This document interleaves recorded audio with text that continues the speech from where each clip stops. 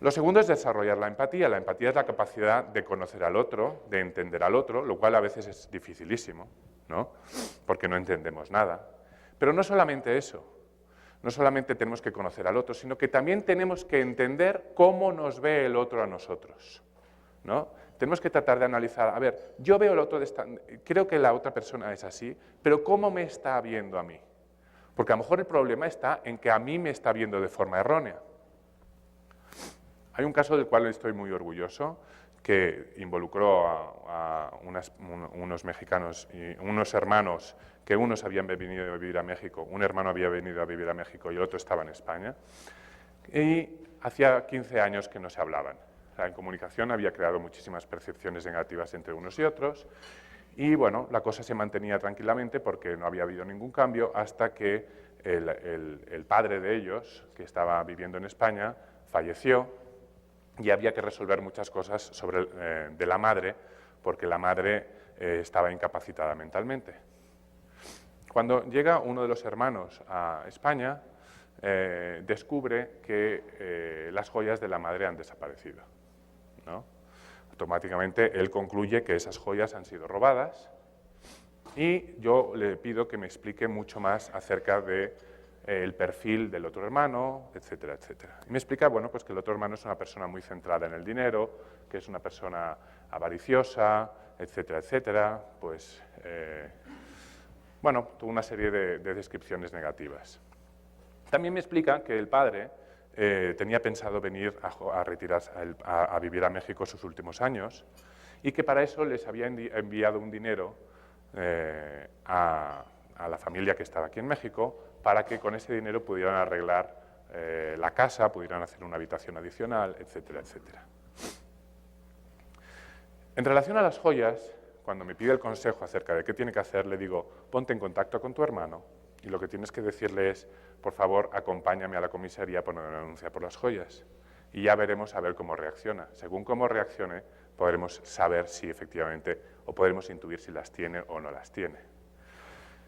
Efectivamente, la contestación del hermano es decir, no, no, tenemos que esperar a buscar más. Digo, bueno, por ahí puede haber algún dato, ¿no?, si ya no quiere ir a la comisaría. Pero, dada la incomunicación que había existido tanto tiempo, en algún momento dado nos empezamos a plantear, si nosotros lo estamos viendo como avaro, egoísta y muy centrado en el dinero, ¿puede ser que él también nos esté viendo de esta manera? ¿A nosotros? Porque además hay un dato que nos hemos enterado de que sabe de que hubo un dinero que salió de la cuenta del padre hacia México. Lo que pasa es que no sabe seguramente qué finalidad tenía. Con lo cual puede haber concluido que ese dinero es de alguna manera algo por el cual el hermano de aquí se aprovechó del otro, del padre débil, y le sacaba de los dineros, cuando en realidad no era así. En ese escenario lo que estaría ocurriendo es que las joyas no han sido robadas, sino que las joyas están siendo protegidas por el otro hermano, ¿no? Entonces, lo que hacemos es, bueno, pues si lo que está pasando es que hay poca transparencia y la poca transparencia está generando una serie de percepciones negativas, lo que tenemos que hacer es invertir el proceso. Tenemos que introducir transparencia y a partir de introducir transparencia, el hermano va a cambiar sus percepciones porque no va a entender nada. Lo primero que hacemos es entregar las facturas, fotografías de las obras que se han hecho aquí, etcétera, etcétera. Entonces, de esta manera, el hermano dice, bueno, yo tenía pensado que eran unos ladrones, unos extorsionadores, y ahora me estoy dando cuenta que nada que ver. Empieza a sentirse incomodísimo reteniendo las joyas. Ahí seguimos apretando por la vía de la lealtad, por la vía de poner transparencia, pero luego también exigir transparencia a cambio. Y al final llega un momento que el hermano está tan incómodo que yo a mi cliente le digo, te tienes que ir de la casa de la abuela y tienes que comunicárselo al hermano, porque de esta manera no van a regresar las joyas nunca. Efectivamente, comunica al hermano que se va ese fin de semana de viaje de turismo y al regresar el lunes las joyas aparecen en la casa. Pues lo que tenemos que hacer, como digo, no es la empatía. La empatía significa no solamente entender cómo vive el otro las cosas, sino también entender cómo nos está viendo nosotros, para que si detectamos que tiene alguna lectura errónea, poder adecuar nuestro comportamiento en contra de las percepciones del otro. Otra de las estrategias consiste en persistir sin agredir. No podemos olvidar, no podemos olvidar nuestro motivo de conflicto, pero nunca debemos caer en agredir al otro. Un ejemplo me lo proporcionó, una forma magistral de negociar un conflicto, me lo proporcionó un embajador mexicano en España, que estaba muy enfadado porque España había sacado una ley por lo cual todo el mundo de Latinoamérica tenía que, al llegar a España, tenía que acreditar tener dinero suficiente, tenía que acreditar una reserva de hotel o estar invitado a alguna casa, y no había habido periodo de carencia por la cual se pudiera avisar a la gente, con lo cual se estaba produciendo que gente de Brasil, México y de todos los países de Latinoamérica estaban llegando a España de turismo y se encontraban que no los dejaban entrar y los estaban regresando a casa, ¿no?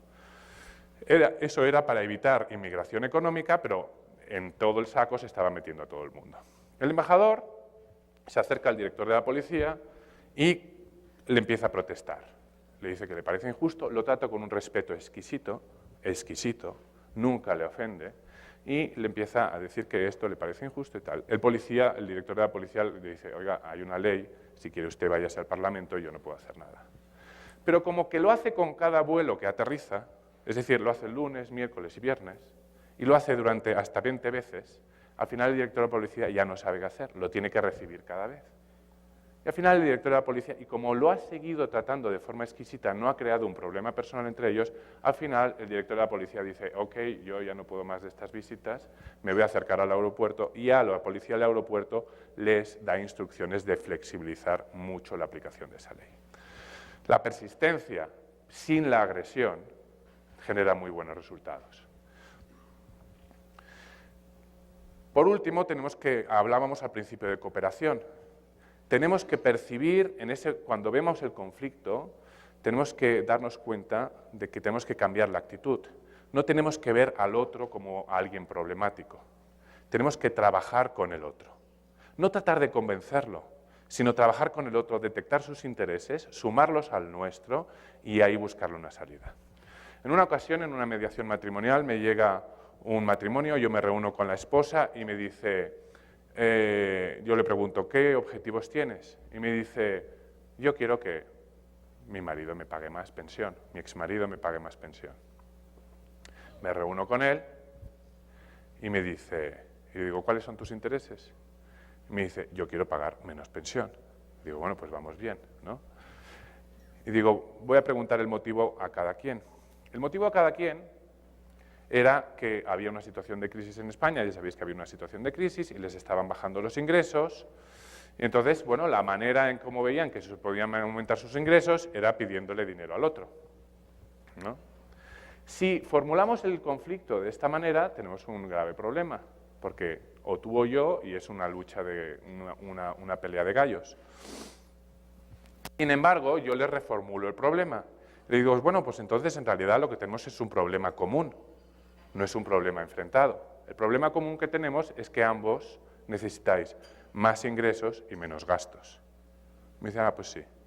A partir de enfocar el problema de esta manera, empiezan a generar soluciones los dos que no se les habían ocurrido antes, porque la creatividad, al estar enfrentados, la tenían completamente bloqueada.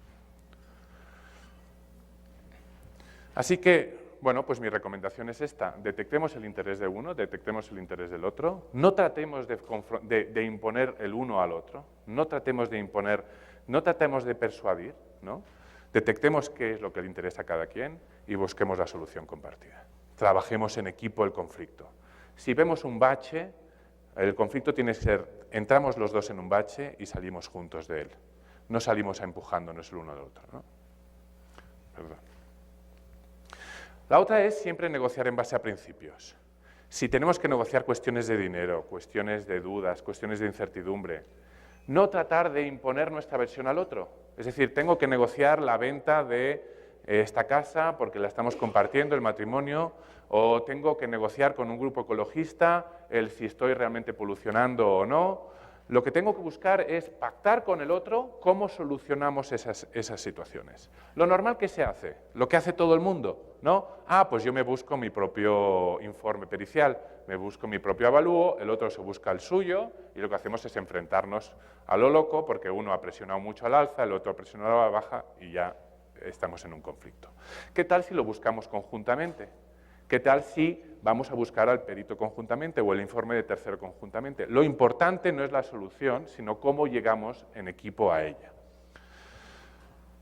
Otras reglas, aquí no están todas, desde luego, pero tenemos que inventar reglas. Y reglas de objetividad, de yo corto, tú eliges, consiste en, por ejemplo, en cuando se negoció el Tratado del Mar, que había que repartir territorios para que los países pudieran, territorios en el mar que pudieran explotar los países, se generó la duda de decir, bueno, claro, este país que es muy listo va a seleccionar este territorio porque sabe que ahí hay petróleo o hay recursos naturales que explotar. La regla es decir, bueno, pues vamos a hacerlo en forma de que tú vas a repartir el territorio, un país, pero luego quien va a elegir de los territorios repartidos va a ser el otro país. Con lo cual lo que conseguimos es que haya mucho equilibrio entre en las soluciones, porque no van a tener el poder completo sobre la solución que se va a generar.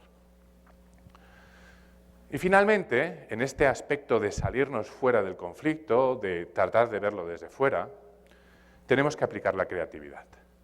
La creatividad, ¿cómo se puede aplicar? Os voy a poner un ejemplo. En una ocasión, con un cliente había tenido un pleito de marcas, se había enfrentado con una multinacional porque consideraba que habían sacado una marca que se parecía mucho a la suya, lo habíamos arreglado, pero entonces mi cliente me dice, oye Paco, yo quiero que cobremos todo lo que has costado tú como abogado o como negociador, pues quiero que se lo cobremos a la otra parte, ¿no? Me reúno con la otra parte, que era un grupo alemán, y le digo, mire, esto es lo que quiere mi cliente. Y me dice, no, jamás, por principios, jamás concedemos, cada uno se paga sus gastos y ya está. Y digo, bueno, claro, lo que pasa es que por principios mi cliente tiene los mismos, solo que al revés.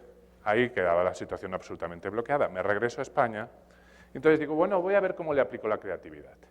Y me doy cuenta de que mi cliente y su contrario se dedican a algo muy similar. Mi cliente se dedicaba a producir cosméticos y la multinacional era una multinacional de los cosméticos. Entonces le propongo a mi cliente decirle, oye, ¿a ti te podría interesar vender los productos de esta multinacional a un precio que te los vendiera a un precio muy interesante?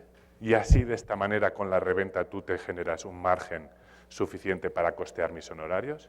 Me dice, sí, por supuesto, me lo puedo hacer.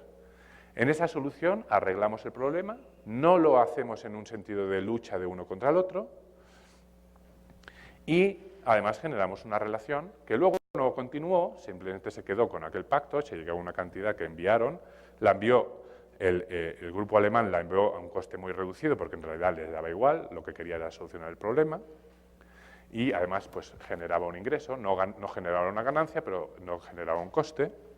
Y el otro pues también generó un beneficio y tampoco tuvo una pérdida. Por la vía de la colaboración es por lo cual se solucionó también ese conflicto. Finalmente, y ya acercándonos al final, lo que quería explicar es la importancia de la ética, ¿no? La importancia de la ética en la negociación. Es una importancia que además es percibida como no tan importante por los más jóvenes. Se han hecho estudios, encuestas en cursos de negociación en donde a los más jóvenes se les pregunta acerca de, por ejemplo, si consideran correcto mentir en una negociación o no, y los más jóvenes suelen contestar que sí, que es correcto. Los más mayores suelen decir que no es tan correcto, porque los más mayores saben cuál es el valor de tener un nombre, que genere confianza y que nos convierta en buenos negociadores confiables para el futuro, ¿no? El valor de la marca personal. Al final, nos tenemos que también dar cuenta de que un conflicto es un proceso desordenado y que lo que tenemos que establecer los métodos o los medios para que no sea un proceso tan desordenado o que pueda tener cierto control. He puesto este juego, que quizás todos conocemos, el juego de los palillos, porque en un conflicto lo que se está produciendo realmente es un cambio. Según cómo se gestione ese cambio, vamos a tener una consecuencia más desastrosa o menos desastrosa. El típico conflicto en las empresas que, por ejemplo, son de componente familiar, un grave conflicto se suele generar con la sucesión empresarial, cuando fallece, digamos, el fundador, o cuando se quiere jubilar, o cuando se enferma, etcétera, etcétera. La segunda generación o la tercera generación tiene que tomar las riendas de la empresa y ese es un proceso que normalmente se busca por parte del fundador que sea muy controlado porque trata de controlarlo, pero llega un momento que ya no va a tener el control, porque los nuevos que van a entrar en la empresa van a tener el control. Entonces ahí van a aflorar nuevas visiones, nuevas percepciones, nuevas ilusiones, nuevas formas de hacer. Y como no se genere un consenso por ellos mismos, porque no va a tener influencia ya el fundador que se retiró, por ellos mismos la empresa tiene una situación de crisis que tiene que enfrentar y que va a determinar su viabilidad futura o no. No sé si aquí se conoce lo que se llama el protocolo familiar. El protocolo familiar es un proceso de diálogo que se genera en las empresas familiares con las nuevas generaciones que entran. A veces se tiene que asesorar a lo mejor el fundador para que sea él mismo el que lleve a cabo ese diálogo, que consiste en un documento que surge de un diálogo entre todo el mundo a partir de entrevistas, en lo que no solamente se entrevista a las personas que van a trabajar en la empresa, sino que además se entrevista a lo mejor hasta también a cuñados y cuñadas, porque son partes que luego van a tener mucha influencia, y aunque no, de forma oculta. Todo ese proceso de diálogo, en donde se habla de la visión de la empresa, de qué carrera profesional tienen que tener los familiares que entran, pero lo importante, se habla de muchísimos aspectos, pero lo importante es que surge del consenso. Se trabaja a partir de consenso y esa es la fuerza que da a esa empresa el que tiene garantizada la supervivencia de un tramo de vida mucho más largo. Pues bueno, yo con esto ya acabo hoy y si he logrado transmitir un poco esta esperanza de gestionar correctamente los conflictos y que son una gran oportunidad, pues con esto me doy por satisfecho.